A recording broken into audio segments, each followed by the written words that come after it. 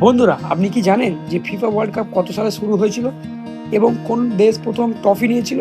চলুন আজকে সেই সব টিমের নামগুলো দেখে আসি। Number ৮, England.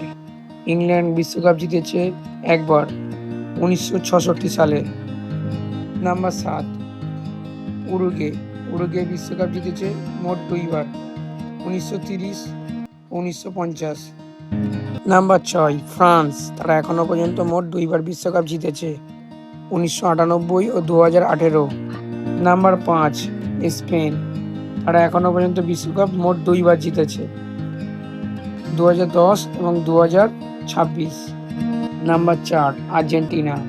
তারা মোট ৩ বার বিশ্বকাপ জিতেছে, ১৯৭৮ সালে, ১৯৮৬ সালে এবং ২০২২ সালে। Number ৩, Italy. ইতালি মোট সর্বশেষ ৪ বার বিশ্বকাপ জিতেছিল, ১৯৩৪, ১৯৩৮, ১৯৮২। তারা সর্বশেষ ২০০৬ সালে বিশ্বকাপ জিতেছিল। Number ২, Germany.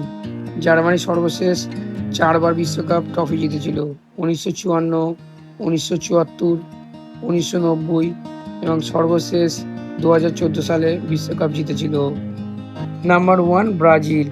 ব্রাজিল সর্বমোট ৫ বার বিশ্বকাপ ট্রফি নিয়েছিল, ১৯৫৮, ১৯৬২, ১৯৭০ ও ১৯৯৪ এবং ২০০২ সালে তারা মোট ৫ বার বিশ্বকাপ ট্রফি নেয় ব্রাজিল।